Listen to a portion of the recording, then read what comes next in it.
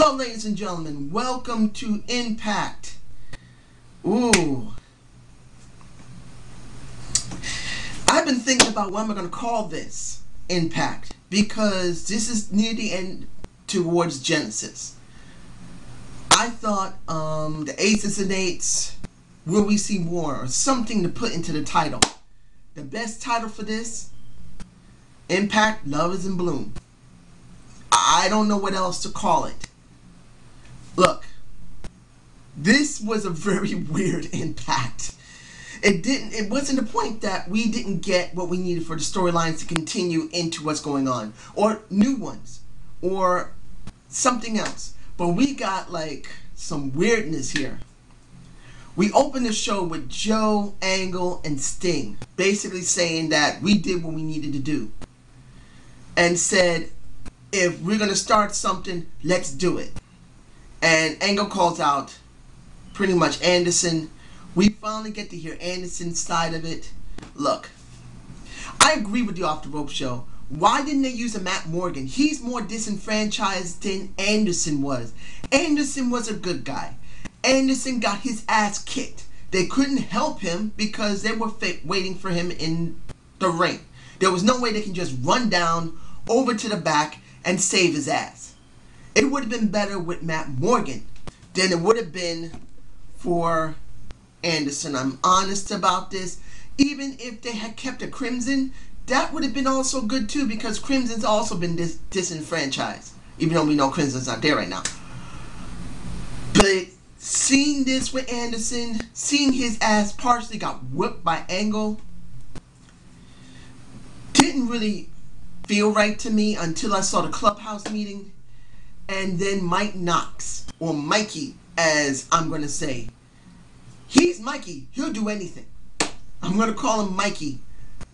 But you know what? From the Chex Mix, when you see Mikey eat that cereal, Mike Knox didn't do that. He kicked the ass of Kurt Angle with the Bolting Hammer when he was facing, well, it wasn't even a facing. I mean, they really never had a chance to even face one another. It felt alright seeing Anderson when they had the match. See him walking around the ring, that's old classic heel right there. Getting pissed off. He didn't act chicken shit or nothing. But by the time Angle was really ready to fight, you have Mikey come in, and then wipe him out, hitting him behind the neck and in the back. Now, of course, we always know that these things are stunted. That Bolting Hammer is a fake, it's rubber, but we do know that Kurt Angle does have issues with his neck. Now, there are some dangers of doing this, no matter how much you try to set this up. And I understand, after what happened with him having the chance to go into the Hall of Fame in Iowa, I understand how much of a jerk he is. But let's be honest here, when they play around with these types of skits, of storylines, using some type of weapon, even if it's made of rubber, a person doesn't always take it very well. I'm not saying he's hurt at all. He's probably fine. But it does give me a little concern that the man's had at least 2 or 3 neck surgeries already. I'm hoping he's alright. As much as he's a jackass and a piece of shit, I don't want to see him hurt. He's not a bad wrestler, and let's be honest, nobody wants to see anybody hurt. Except the one we do not want to name. Anyway, after that leads into, how can I describe this? Because this is at the end of the show. I'll leave it. I'm going to leave it. Okay. The Park segment with Hogan. That I was very disappointed about. You see, I didn't want Joseph Park to come back so soon. I did say in my previous Impact, I'd rather see him, if he is going to come back, let it be brief, and then Hulk Hogan says, you're not ready enough yet. You're going back to OVW, let him have more training. That is what I really wanted, because when we had this segment in the ring, and when Hulk Hogan said that when he started, it took him 2 years to get stretched before he was even close to be ready. I'm hoping that means that Joseph Park, after he has this match at Genesis, he will go off and go back to OVW. That's what I'm hoping for, but do I believe that? No. And that's what's disappointing. The segments with OVW is very entertaining. Everybody's enjoying it. It's not just seeing how silly Joseph Park is, the Joseph Park character, especially when you saw early in the morning and you see him take off his glasses and say, you know, I am not coming in as a lawyer. I'm coming in as a wrestler, and bangs his face up on the It was funny. I can't deny how funny that was. It was. But my concerns are that TNA really has a golden opportunity with the Abyss character to come back properly. Let Joseph Park stay as he is for quite a while. By the end of 2013, if you have to bring back the Abyss, which I really believe would be the wisest thing to do, by Bound for Glory, let Abyss come back. Let Joseph Park, his alter ego, get wiped out and the Abyss comes back. And let him come back that way. He's been gone long enough that people by then will be very happy to see him. But if they bring him back too soon, it would be stupid. Everything this guy has gone through to try and get Joseph Park over will be meaningless. Right now he's getting over very well with the crowd.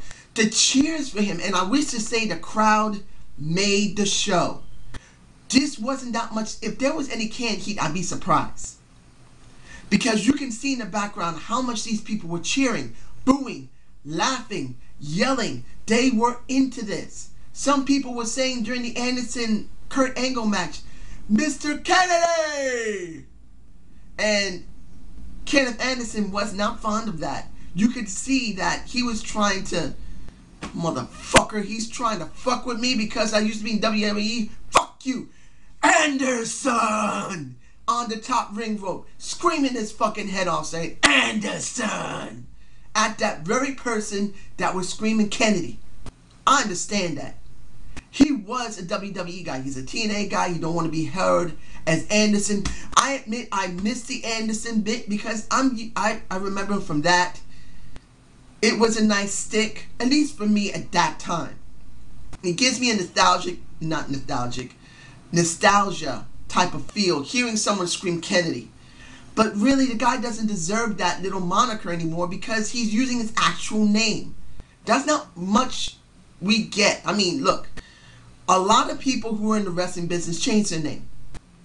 Not permanently. I mean, it's not like a social security change. It's just that that's a stage name. But when the few actually use their actual name, it's not something you usually hear. And Kenneth Anderson's using his real name. And he doesn't want to think of as Kennedy anymore. That was that stupid WWE stick, which kind of got over in some ways. But anyway, I'm hoping that the Joseph Park character will go back to OVW after Genesis. Like I said, do I believe it? No. But I'm hoping it will. Now, this is going to lead into Gut Check. Bryan versus Cage.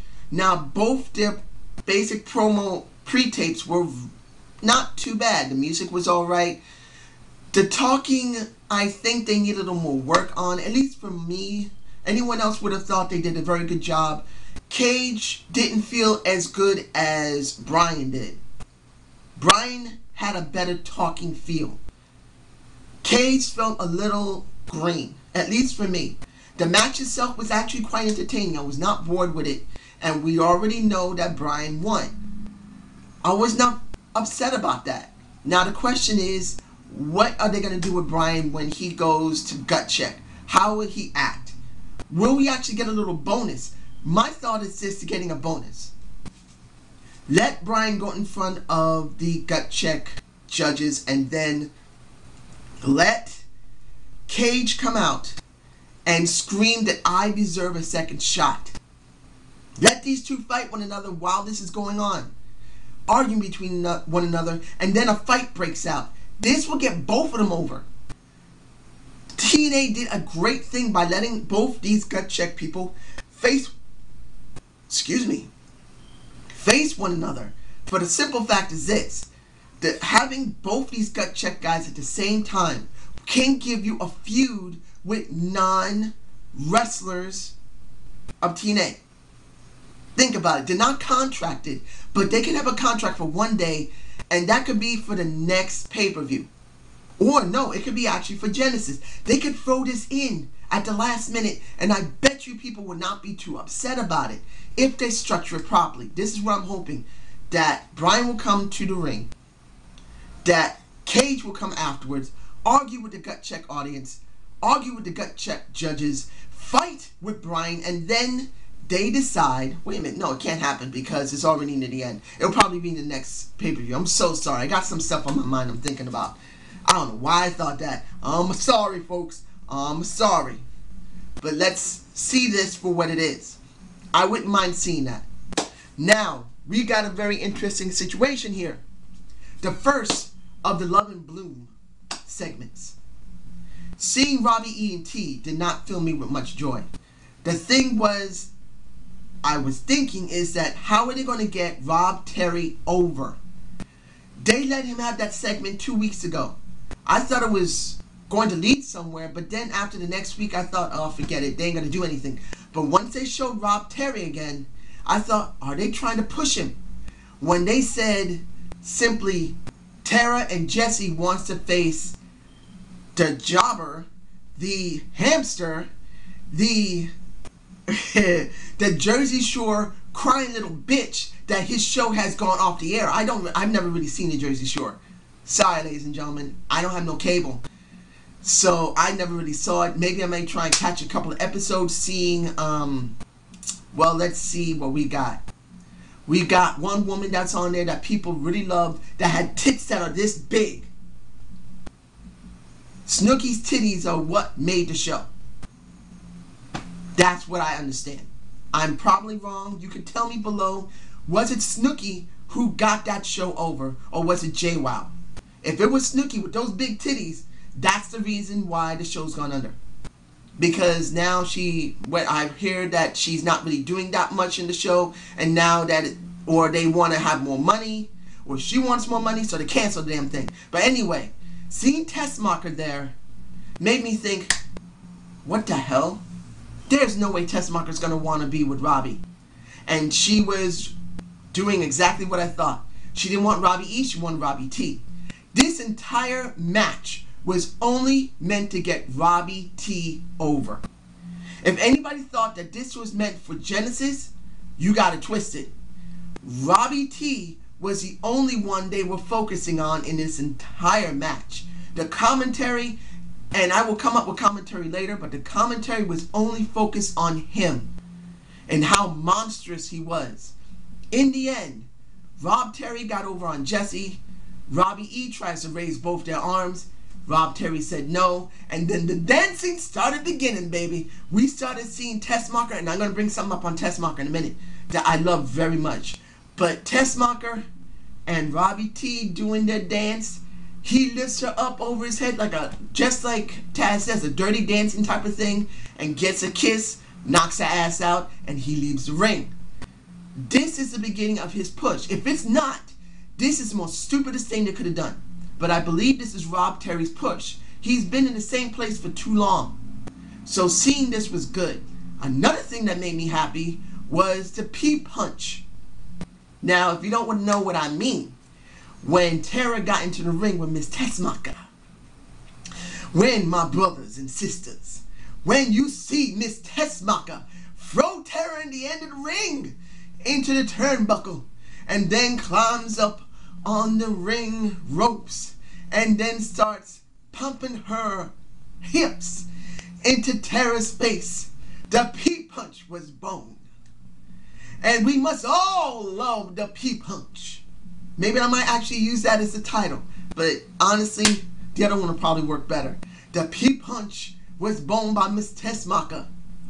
Her butt rubbing is one thing, but the P-Punch, ooh, woo, that was a nice one. I wish at that very moment, I don't care if the P-Punch would break my nose. If I was in Tara's position, I would love it. I enjoyed that. Anyway, moving on. We currently have the X Division. Kenny King, long live the King, baby. Kenny King versus Zema Ion. Didn't last long. Had a couple of nice spots. Kenny King won. That's all that needed to be said. We now have York versus King.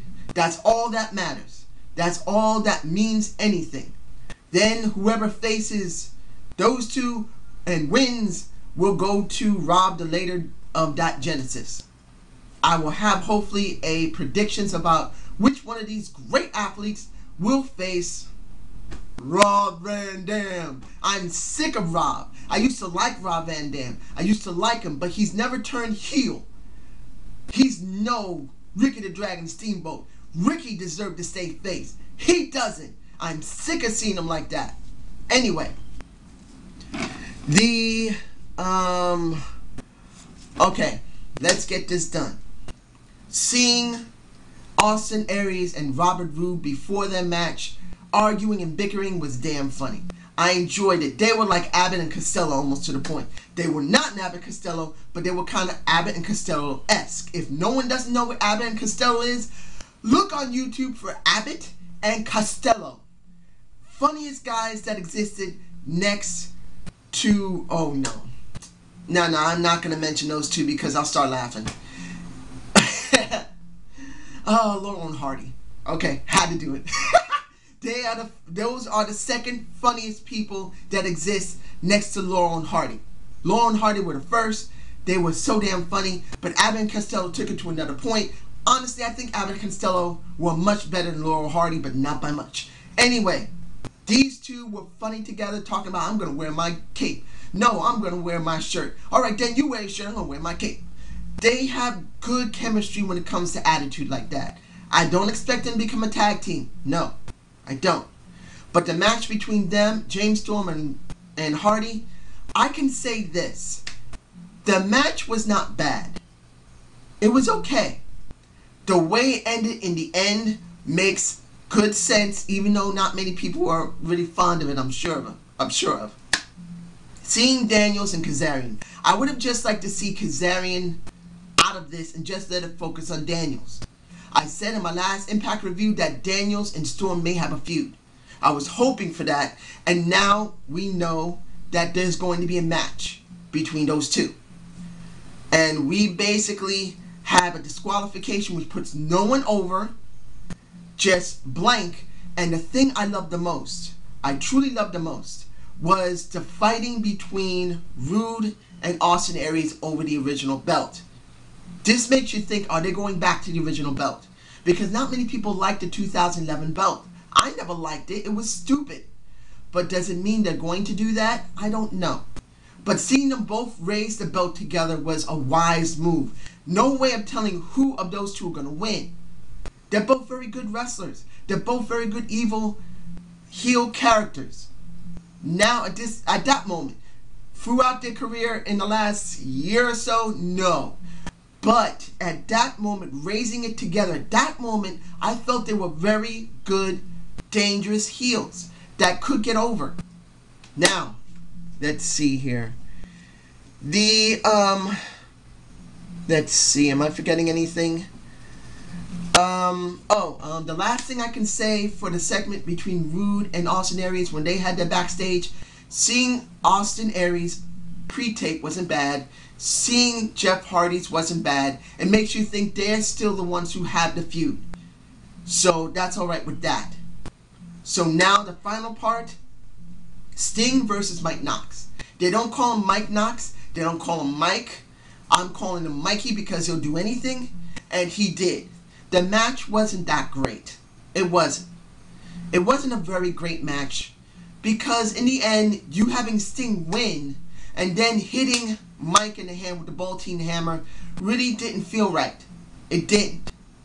It really didn't. I know that Sting is going to have to fight with Doc. I understand that.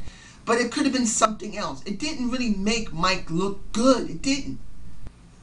And by the end of it, having the little twist of having Brooke being brought out with Devon and the vice president right next to her, and that guy is smaller than her, I realized at that moment that wasn't Bully Ray. I was wrong. Sorry, ladies and gentlemen. I don't know if she's part of Aces and 8 or not. She didn't get harmed or anything, but honestly, we just don't know what's going on. What happens after that is what I partially predicted, and Bully Ray, with a very pissed off, extremely pissed off Mr. Hogan, he asked Brooke to marry him. Now, she didn't do that bad. I mean, I know, look, she isn't like the horse face. She isn't. She's younger than her. She looks better. She actually reminds me of the woman who played in Conan, the Barbarian, Valeria, the same one who was on Roseanne, when she was that young, having nice. She has that kind of face. Now she was wearing tight. She probably looked better than her, but anyway, seeing Bully Ray ask her to marry him, no, ask him to marry her. Sorry, I predicted that was going to happen. I thought it was going to happen with Aces and Eight. I was wrong, but I was right that they were going to get married. Now, after Genesis, they're going to have their marriage on Impact.